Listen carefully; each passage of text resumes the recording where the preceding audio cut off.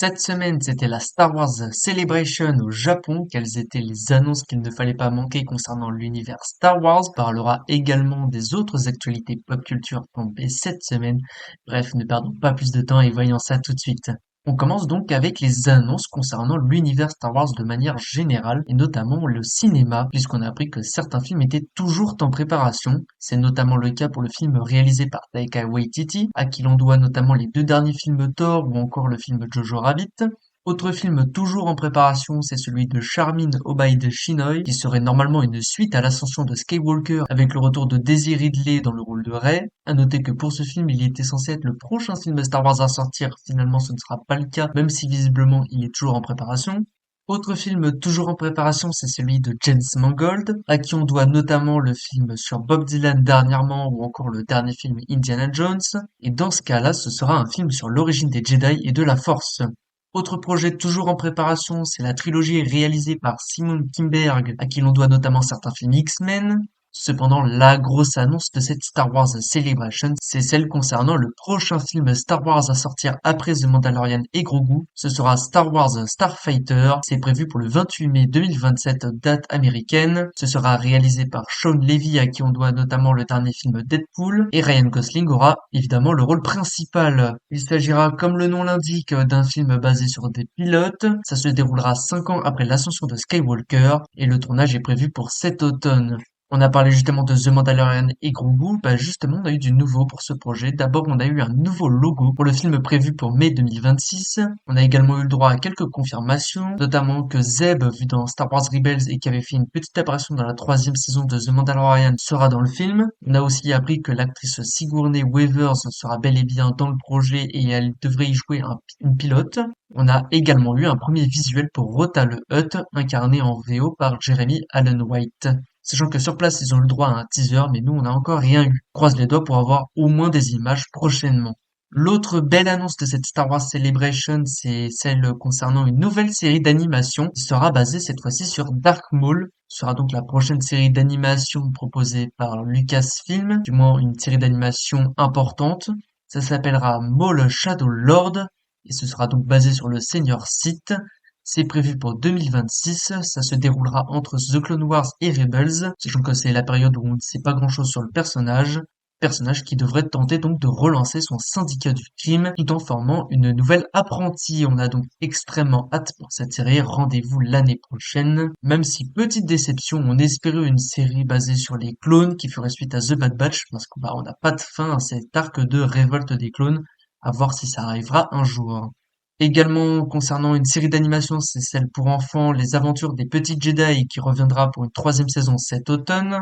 Concernant les jeux vidéo, on a appris que Star Wars Outlaws sortira le 4 septembre sur Nintendo Switch 2, sachant qu'il est déjà disponible sur les autres plateformes depuis maintenant presque un an. On a également eu des infos pour le DLC Pirate Fortune, ça sortira le 15 mai prochain, sachant que pour le jeu, une démo de 3 heures sera disponible dans les prochaines heures. De retour du côté de l'animation, une nouvelle saison à Lego Star Wars Rebuild the Galaxy arrive le 19 septembre sur Disney+. Et on reste sur la plateforme avec la 2e saison d'Ahsoka. La série était sortie en 2023 sur la plateforme. Et bien on a appris que la 2e saison arrivera dès l'année prochaine et devrait tourner prochainement. D'abord on a appris que Rory McCann jouera Baylan Skoll en remplacement de Ray Stevenson qui nous a malheureusement quitté il y a quelques années. On a également appris que l'amiral Akbar, vu dans le Retour du Jedi à l'époque, sera dans cette 2e saison et devrait y affronter Thrawn. Également de retour, on en parlait un peu avant, mais Zeb, vu dans Star Wars Rebels, sera présent, même si ce n'est pas très surprenant puisque la plupart des personnages de la série d'animation Star Wars Rebels reviennent dans la saison 2 d'Ahsoka. Mais l'annonce qui a fait particulièrement plaisir, c'est le retour de Hayden Christensen, qui reprendra son rôle d'Anakin Skywalker. Alors évidemment, ce sera pour de petites apparitions comme dans la première saison, et ça fait toujours très plaisir de retrouver cet acteur. La saison 2 comportera 8 épisodes, tous écrits par Dave Filoni, donc le tournage devrait commencer très prochainement pour une sortie en 2026. De retour du côté des jeux vidéo avec des news concernant Star Wars Zero Company, il s'agira d'un jeu solo tactique au tour par tour, un peu comme les jeux XCOM. C'est prévu pour 2026 sur PS5, PC et les Xbox Series, et ça devrait normalement se dérouler pendant la guerre des clones. Et concernant les dernières annonces qui étaient assez surprenantes, alors d'abord on a eu des news concernant le volume 3 à la série d'animation Star Wars Vision. Ça sortira le 29 octobre prochain sur la plateforme avec 9 épisodes réalisés par 9 studios japonais différents. Et donc on parlait d'annonces surprises, c'est celle de Star Wars Vision présente The Ninth Jedi, donc le neuvième Jedi en français. Il s'agira d'une série limitée dérivée d'un épisode de la série principale et c'est prévu pour 2026. On a donc particulièrement hâte.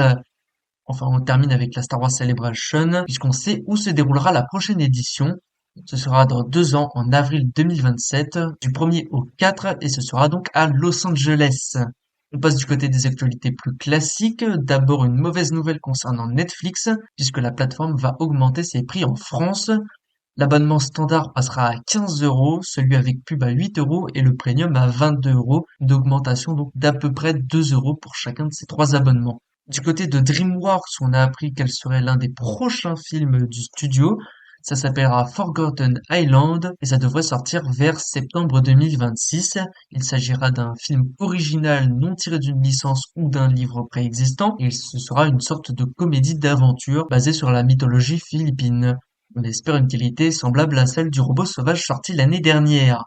On repasse vite fait du côté de Netflix avec des annonces concernant la deuxième saison de Sandman sur Netflix. Cette deuxième saison donc sortira en 2 parties, la première le 3 juillet et la seconde le 24 juillet prochain. Notons également que pour cette série, cette deuxième saison sera la dernière puisque le créateur est accusé d'agression sexuelle, donc c'est relativement normal que ça s'arrête. Et par contre concernant un film, on a appris que Nicolas Galitzine et Bill Skarsgård joueront dans Mosquito Bowl qui présentera un match de football américain pendant la Seconde Guerre mondiale. On passe du côté de la concurrence et notamment de Disney+, puisque le showrunner de Daredevil Born Again a annoncé que la deuxième saison de la série sortira en mars 2026 sur la plateforme. Et une série qui, on l'espère, sortira en 2026, même si ça risque plus d'être pour 2027, c'est la série Harry Potter du côté de HBO. La plateforme a annoncé une partie du casting, même si on le savait quand même à peu près pour la plupart. C'est désormais officiel, John Lithgow sera Dumbledore, Janet McTeer sera Minerva McGonagall, Papa Essiedu sera Severus Rogue, Nick Frost sera Hagrid, Luke Talon sera le professeur Quirrell et Paul Whitehouse sera Rusard. Rendez-vous donc dans quelques années pour ce projet, même si on n'a toujours pas les acteurs concernant Harry, Hermione et Ron. Toujours du côté des castings, on a appris que Sam Neill, vu dans les Jurassic Park, sera dans Godzilla X Kong 3 prévu pour mars 2027. Toujours du côté de casting, Glenn Powell rejoint le prochain film de Judd Apatow et ce sera une comédie sur un chanteur de country en perdition. De son côté, Pete Davidson rejoint Nicholas Hoult dans le film How to Rob a Bank de David Leitch. Ce sera donc un film de braquage de banque. Ensuite, on a eu une première image pour Johnny Depp dans Day Drinker réalisé par Mark Webb à qui on doit notamment le dernier film Blanche-Neige. Ce projet marquera le retour de l'acteur à Hollywood après quelques années. Enfin, on termine avec les actualités et on passe du côté de Prime Video avec pas mal de news concernant la plateforme. D'abord qu'une série live action Pacific Rim est en préparation pour la plateforme avec notamment Eric Essener en showrunner.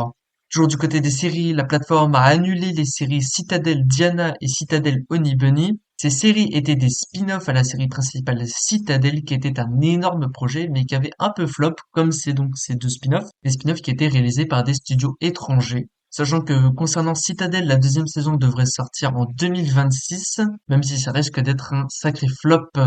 On termine définitivement avec un projet qui s'annonce puisque Amazon est en négociation pour faire une nouvelle adaptation de Highlanders. Ça devrait être avec Henry Cavill. Il s'agira d'un film réalisé par le réalisateur des films John Wick. Et l'objectif serait de sortir le projet au cinéma, du moins aux États-Unis, à voir pour la France. On passe maintenant sur notre traditionnel point box-office. C'est d'abord Minecraft qui rafle tout sur son passage puisque le film en est à 717 millions de dollars en box-office mode. C'est tout simplement exceptionnel et le milliard semble tout proche pour ce film sorti il y a à peine 2 semaines. Il y a un film par contre qui est sorti lui la semaine dernière, c'est le film Sinners de Ryan Coogler avec Michael B. Jordan qui commence avec un solide 63 millions de dollars au box-office monde. Pour un budget pas très élevé, c'est pas mauvais comme démarrage à voir sur les prochaines semaines. Bref, merci d'avoir suivi ce récap des actualités pop culture. Moi je vais vous dire rendez-vous la semaine prochaine pour toujours plus de news.